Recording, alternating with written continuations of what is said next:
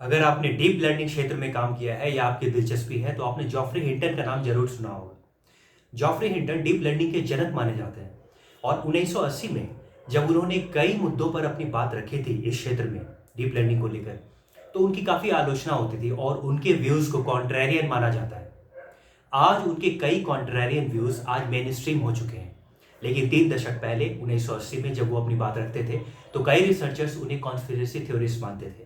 लेकिन आज उनकी कई बातों को माना जाता है और उन्हें एक सम्मान का दर्जा दिया जाता है। ऐसा कई बार होता है कि जो कॉन्ट्रेरियन व्यूज आज हमें कॉन्स्पिरेसीज लगती है, वो कल होकर न सिर्फ मेन स्ट्रीम बन जाती है, बल्कि उससे हमें काफ़ी लाभ मिलता है। ह्यूमन हिस्ट्री अगर हम देखें तो उसमें ऐसे कई उदाहरण हैं जब विपरीत विचारधारा या विपरीत सोच लॉजिक रखने वाले लोग ने एक नया आयाम दिया है और एक एक एक ह्यूमन हिस्ट्री को इवॉल्व करने में काफ़ी मदद की है। निकोलस कॉपरनिकस अगर टोलेमी के जियोसेंट्रिक मॉडल को नहीं नकारते तो आज हम कहाँ होते। और जब उन्होंने कहा था ये कि जियोसेंट्रिक मॉडल गलत है और अर्थ के राउंड में यूनिवर्स नहीं घूमता, और हेलियोसेंट्रिक मॉडल की उन्होंने जब बात कही थी कि earth revolves around the sun not the other way round, तो उन्हें कितना कुछ झेलना पड़ा, उसके लिए कितनी आलोचना हुई और उन्हें काफ़ी प्रोटेस्ट चर्च से झेलना पड़ा था। और फिर जब गैलीलियो गैलीली जब निकोलस कॉपरनिकस की बात का सपोर्ट करते हैं तो उन्हें भी काफ़ी प्रोटेस्ट उन्हें झेलना पड़ा, काफ़ी कुछ उन्हें झेलना पड़ा। हिस्ट्री में हम सब लोगों को पता है इन लोगों के बारे में। तो और उनका एक स्टेटमेंट भी बहुत फेमस है, नेवरदलेस इट मूव्स। समय समय पर जब भी लोगों ने कॉन्ट्रेरियन व्यूज अपने व्यक्त किए हैं तो उसकी वजह से हमें नुकसान नहीं हुआ है, हम हमारा फायदा हुआ है और ह्यूमन हिस्ट्री में हम इवॉल्व हुए हैं।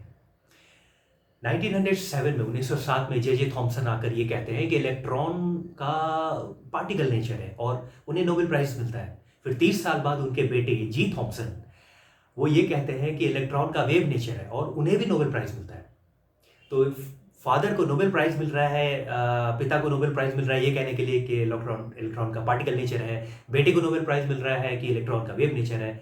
तो कभी हम फिर डुअल नेचर की बात करते हैं, फिर हेसेनबर्ग आते हैं और ये कहते हैं कि नहीं नहीं अनसर्टेन है, you can not simultaneously determine the position and momentum, del x del p is greater than is equal to h by four pi. और हेसेनबर्ग की जब बात होती है तो आप ये मत भूलिए कि आइंस्टाइन और हेसेनबर्ग की कई मुद्दों पर सहमति नहीं थी। आप इस बात की कल्पना कीजिए कि एल्बर्ट आइंस्टाइन जिसे ग्रेटेस्ट साइंटिस्ट कहा जाता था, उनके क्लास में कोई खड़ा होकर 24 साल का युवक ये बोल सकता है कि मैं आपसे सहमत नहीं हूं और आपको अनसर्टेनिटी के बारे में नहीं पता।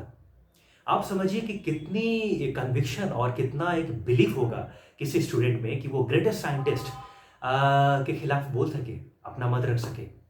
और जब आइंस्टाइन की बात आती है तो आइंस्टाइन ने जो 1916 में कहा था, वो हम 100 साल के बाद 2016 में हम वैलिडेट कर पाए मॉडर्न इंस्ट्रूमेंट्स और तकनीक के साथ। जो आइंस्टाइन ने 1916 में कहा था, ग्रेविटेशनल वेव्स को हमने डिटेक्ट किया, वैलिडेट किया 2016 में। तो हमें इन दोनों का फ़ायदा मिला है, हमें आइंस्टाइन से भी फ़ायदा मिला है और हाइसेनबर्ग से भी फ़ायदा मिला है। लेकिन ये सभी लोगों की अलग अलग राय थी। एटॉमिक स्ट्रक्चर पे ही डाल्टन कुछ और कह रहे हैं, रदरफोर्ड कुछ और कह रहे हैं, नील बोर कुछ और कह रहे हैं, थॉमसन कुछ और कह रहे हैं, अब हेसेनबर्ग कुछ और कहते हैं, आइंस्टाइन कुछ और कहते हैं। तो समय समय पर अलग अलग लोगों ने अपने कॉन्ट्रेरियन व्यूज़ रखे हैं और उसका फ़ायदा हुआ है, हमें नुकसान नहीं हुआ है। इसीलिए जब आज गूगल और फेसबुक और यूट्यूब ये सब बड़ी बड़ी कंपनी, सोशल मीडिया कंपनीज जो दुनिया चला रही है, दुनिया को आज सोशल मीडिया कंपनीज ही चला रही है। तो ये जब कंपनी जब ये कहते हैं कि हम डिलीट कर देंगे प्रोफाइल को, जो भी क्लाइमेट चेंज के खिलाफ बात करेगा, जो कोरोना वायरस पैंडेमिक के खिलाफ बात करेगा, जो हाइड्रोलिक फ्रैक्चरिंग के खिलाफ बात करेगा, जो वैक्सीन, ऐसे कई सारे इश्यूज हैं जिसमें कुछ लोग अपनी विपरीत कॉन्ट्रेरियन व्यूज रखते हैं। तो ये कहना कि हम सभी को ब्लॉक कर देंगे, डिलीट कर देंगे, ये बहुत नाइंसाफ़ी की बात है। नाइंसाफ़ी इसलिए नहीं है क्योंकि उस व्यक्ति के साथ गलत हो रहा है जिसे ब्लॉक किया जा रहा है प्रोफाइल, वो तो किसी न किसी तरीके से वो तो फिर अपनी दूसरी प्रोफाइल बना ही लेगा।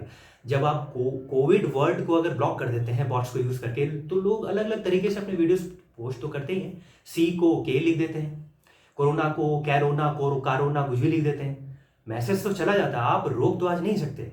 लेकिन ये ब्लॉक करना, ये एक एक एक ऐसा माहौल बना देना कि आप अगर या तो इस तरफ हैं या आप माई वे और हाईवे, ये गलत है। इससे हमारा नुकसान हो रहा है, ये सोशल मीडिया कंपनीज को समझना पड़ेगा। आप ब्लॉक नहीं कर सकते, आपको नहीं करना चाहिए। क्यों? क्योंकि हमें सुनना चाहिए विपरीत विचार के लोग जो कह रहे हैं वो क्यों कह रहे हैं ऐसा, क्योंकि देखिए आप अगर विज्ञान पे बातें करते हैं, आप साइंटिफिक लॉजिक पे बातें करते हैं, तो आपकी आइडियोलॉजीज नहीं हो सकती। साइंस में विचारधारा नहीं होती, साइंस में तथ्य होते हैं।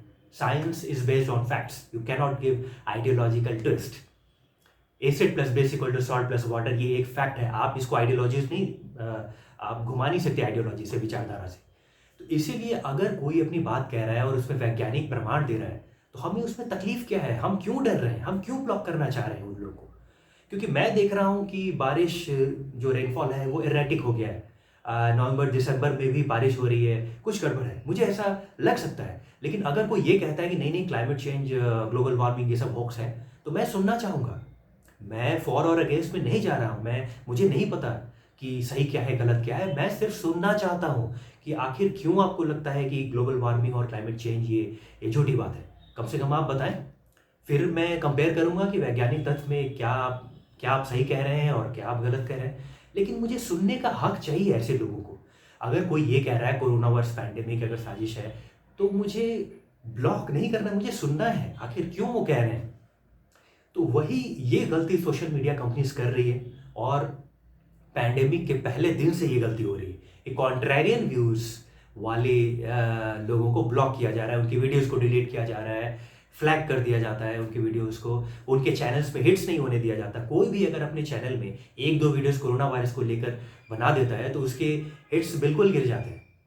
कुछ एक एक एक एक ऐसा माहौल बनाया जा रहा है कि जैसे कि ऐसे लोगों को डिस्करेज किया जाए। तो इससे नुकसान क्या होगा, उस व्यक्ति का कोई नुकसान नहीं होगा, ये मानव जाति का नुकसान होगा। ये ह्यूमन बीइंग्स का जो इवोल्यूशन है, जो ग्रोथ है, वो हैम्पर होता है। इसीलिए ये इसमें मुझे समझ में नहीं आता कि इसमें तकलीफ हमें क्या है, हम क्यों नहीं सुनना चाहते। Those who have contrarian views, they need to be heard, not banned, not blocked, they need to be heard. उन्हें सुनने की जरूरत है कि आखिर वो क्यों ऐसा सोचते हैं।